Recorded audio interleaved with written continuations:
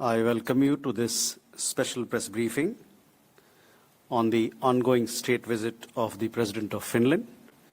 For this special press briefing, we have with us Secretary West, Shri Sibi George, and he's assisted in this press briefing by our Ambassador to Finland, Shri Hemant Kotalwar, as also Additional Secretary, North Europe in the Ministry of External Affairs, Srimati Pooja Kapoor. With that, I invite Secretary West to make his opening remarks, after which we'll take questions from the floor. Sir, over to you. Thank you, Randhir. Good evening to everyone. As you are aware, at the invitation of Honorable Prime Minister Shri Narendra Modi ji, the President of the Republic of Finland, His Excellency Dr. Alexander Stubb, is on a state visit to India from 4 to 7 March this year. This is his first visit to India in his present capacity. The President is accompanied by a high-level ministerial and official delegation, as well as a sizable business delegation. This reflects the importance that both sides attach to trade, business, and investment as key pillars of the bilateral relationship.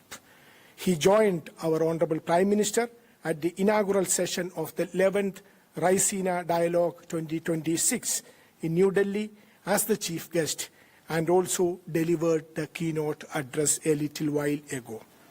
President Stubb's visit comes close to the heels of the Finnish Prime Minister, His Excellency Mr. Petteri Orpo's visit to New Delhi for the AI Impact Summit in February this year. Prime Minister Orpo had also met our Prime Minister on the margins of the summit. The India-Nordic Summit has also provided an opportunity to the leaders of both the countries to remain engaged. Our Prime Ministers met in 2018 and 2022 on the margins of the first and second India-Nordic Summit in Stockholm and Copenhagen, respectively. President Stubb and Prime Minister Modi have remained in close, constant touch last year. The two leaders met on the margins of the G20 Leaders Summit in Johannesburg in October 2025. They also spoke telephonically at least on 2 occasions last year. During their meetings today, Prime Minister Modi and President Stubb have elevated India-Finland bilateral relationship to a strategic partnership in digitalization and sustainability. President Stubb arrived in New Delhi on 4th March and was accorded a ceremonial guard reception at the airport. Today, he met Rashtrapati ji at the Rashtrapati Bhavan. Prime Minister Modi and President Stubb held wide-ranging discussions at Hyderabad House in restricted as well as delegation-level formats. They covered all aspects of bilateral relationship as well as regional and global developments of mutual interest. Prime Minister Modi hosted a luncheon in honor of the President. Our Honorable Vice President and External Affairs Minister also called on President Stubb today. On 6 March, he will travel to Mumbai, where he will meet Honorable Chief Minister of Maharashtra, interact with the business leaders, and participate in India-Finland business event. He will also address the students at the University of Mumbai. India and Finland enjoy warm and friendly relationship. Over the decades, our relationship has evolved into a forward-looking, innovation and technology-driven partnership. Finnish companies have strong presence in India in areas such as telecommunications, digital solutions, clean energy, and smart manufacturing. Bilateral trade in goods and services is close to $3 billion. Trade and investment are expected to expand further with the coming in force of the India-EU Free Trade Agreement. In this respect, we have also agreed to double the trade by 2030. As you know, digitalization is an important aspect of our bilateral relationship. Finland's advanced capabilities in digital innovation align well with India's digital transformation initiatives. In this regard, the two sides have established a cross-sectoral joint working group on digitalization to advance cooperation in new and emerging technologies such as 5G and 6G, quantum communications, high performance and quantum computing, artificial intelligence, etc. A joint task force, 6G, has also been created to further expand the collaboration in this emerging field. At the same time, Finland's globally recognized expertise in clean technologies, renewable energy, and sustainable urban solutions makes it a natural partner for India. India and Finland will also be co-hosting the World Circular Economy Forum in India later this year. During the visit, both sides have reviewed and renewed the MOU on environmental cooperation to further the collaboration on sustainability and circular economy, including bioenergy and waste-to-energy solutions, power storage, green hydrogen, as well as wind, solar, and small hydropower. Science, technology, and innovation are key pillars of India-Finland cooperation. The two sides have agreed for joint research goals under implementation arrangement between the Department of Science and Technology of India and Business Finland. It would advance research collaboration in areas such as renewable energy, smart cities, hydrogen technologies, waste management, electric vehicles, carbon capture, 5G, 6G, AI, microelectronics, and power electronics, etc. The two sides have also signed an MOU on migration and mobility partnership. It is expected to facilitate mobility of talent, including professionals, students, entrepreneurs, researchers, and academics. It also expected to provide enhanced access for Indian students, including internships and post-study employment opportunities. Considering the importance of cooperation in consular matters, the two sides have agreed to commence negotiations on extradition treaty and mutual legal assistance treaty and establish a consular dialogue between the respective foreign ministries. Both sides are also committed to promoting free, open, peaceful, and prosperous Indo-Pacific in accordance with the international law, including UNCLOS. In this regard, Finland have expressed interest to join the Indo-Pacific Oceans Initiative, which is welcomed by India. We also agreed to have cooperation in the Arctic-related areas. Finnish reiterated its support to India's fight against terrorism, including cross-border terrorism. To conclude, this visit of President Stubb, coming soon after the India-EU summit, during which we announced the conclusion of the India-EU FTA, underscores the strong momentum in bilateral as well as India-EU relations. It reflects our strong commitment to both our partnership with the European Union and as a whole, and deeper bilateral engagement with its member states. In this context, Finland is a valued partner with whom we aim to expand cooperation in key sectors of mutual interest. The visit focused on 3 T's: trade, technology, and talent. Trade anchors our economic partnership. Technology advances collaboration in digitalization and sustainability, and talent connects our societies through mobility. These priorities align with our Prime Minister's vision of Vikasit Bharat 2047, with Finland's strengths in innovation, sustainability, and education, making it a natural partner for India. This has been a very substantive and productive visit. The discussions have helped set clear directions for India-Finland cooperation in the near and medium term. I'll stop here. We would be very happy to take questions. Thank you. Floor is open. Akhilesh. Sir, I'm Akhilesh Suman from Doordarshan News. Finland is also an Arctic country. So did we talk anything about how we are going to cooperate on Arctic issues? Siddhant. Siddhant from Beyond. So how much there was a conversation on the war in West Asia. We saw the Prime Minister making his remarks. If you can perhaps elaborate on that. Keshav? Thank you, sir. Keshav Padmanabhan from The Print. I just went through the joint statement, and of the 46 paragraphs, there's not one mention of the situation in West Asia.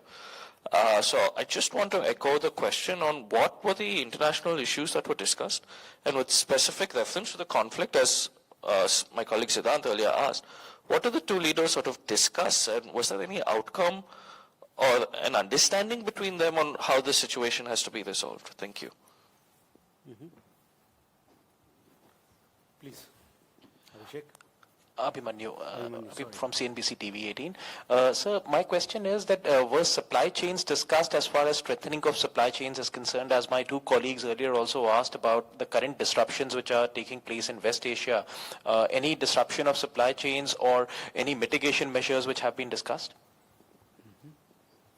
Ayanksha, you have a question? So this is Ayanksha Mitra. So is it possible to elaborate the last T from the three Ts?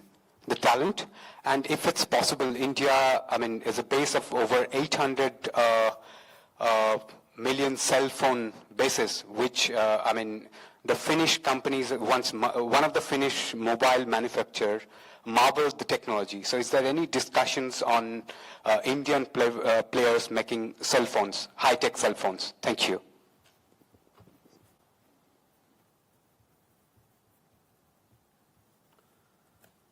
So we can take these questions. Yeah. Thank you very much. On the question on Arctic, if you look at the joint statement, you will see that there is a full paragraph on the cooperation in the Arctic related. Both sides reaffirmed their commitment to further strengthening cooperation and dialogue on Arctic matters, including through joint research initiatives, academic exchanges, and capacity building programs. They took note of the first India-Finland Arctic dialogue, which was held in Finland, the Himalayan and Arctic ecosystems. That was the name of the dialogue which was held in Finland, which brought together parliamentarians, government officials, academics, and experts to deliberate on strategies and pathways for deepening collaboration on Arctic matters. Both leaders also underscored the importance of advancing cooperation in the structures of the Arctic Council within the broader framework of India-Nordic Summit, which would be held later this year. So cooperation and dialogue on Arctic matters was an important element of the discussions held, and it is covered in the joint statement. Moving on to the question related to West Asia and the other conflict situation. Of course, both the leaders discussed issues of interest to both India and Finland and Europe. The current evolving situation in West Asia was discussed by the leaders.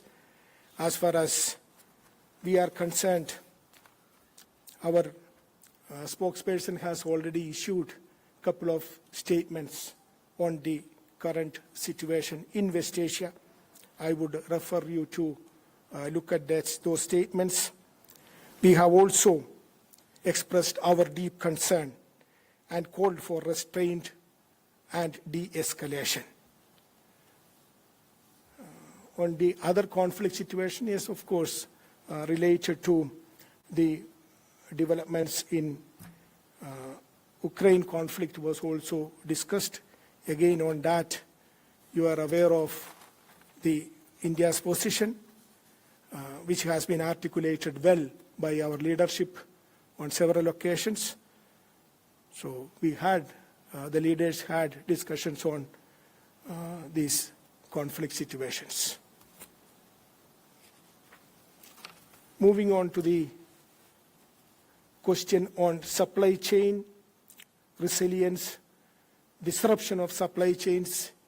Yes, if you look at India-EU relations, in the last 2 years, one of the important topic of discussion was to see how to build a supply chain resilience.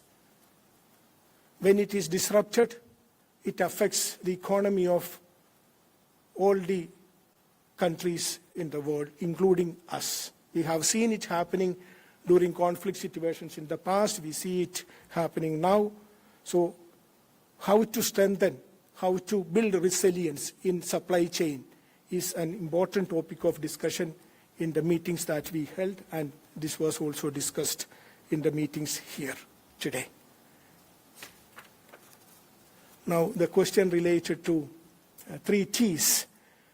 The third T which I was referring to was talent. It is related to mobility.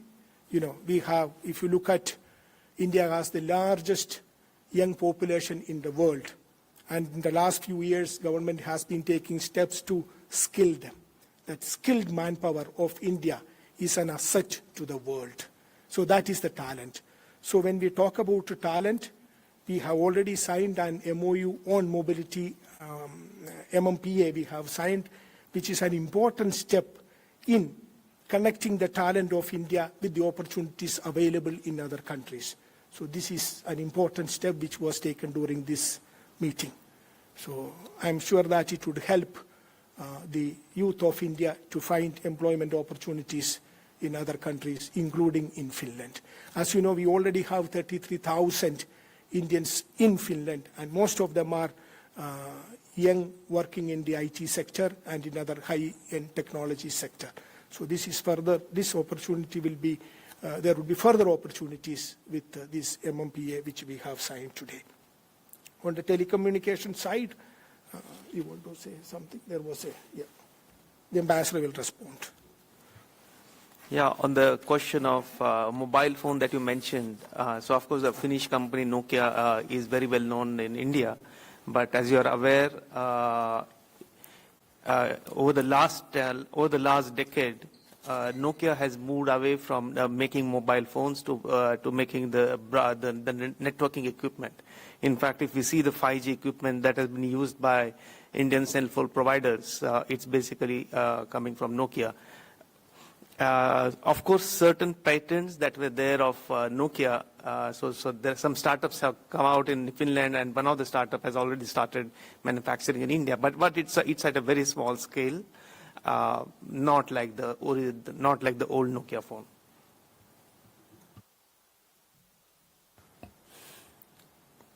We still have questions, so we'll go here first. Uma. मेरा question थोड़ा अलग हटकर है, क्योंकि Finland जो है वो happiness index में पिछले 7-8 सालों से नंबर 1 पे चल रहा है. तो क्या वर्क लाइफ बैलेंस, जो कि आप लोगों का भी आजकल ठीक नहीं चल रहा, तो वर्क लाइफ बैलेंस और कैसे हैप्पीनेस इंडेक्स में हम अपने देश को ऊपर लेके आए, इस मुद्दे पे कोई बातचीत हुई? Kadambini Sharma, independent journalist. Sir, while having this conversation about reforms in the UN, was there any change in required parameters or understanding, given that UNSC members, 2 members, have undermined the UN like never before? Okay. Keshav, you have a question? Clarification to my Please. question. Sir, thank you. Thank you again for this. I just had a clarification. I just wanted to understand why, how in the joint statement no mention of West Asia when the conflict is ongoing is made, when there is a clear reference to the war in Ukraine. So was there a reason why West Asia was left out of this statement, sir? Thank you. Sir, mine is also a small clarification on whether essential imports of oil, gas and many other commodities, whether that issue was also discussed for both the economies and also for both India as well as the EU.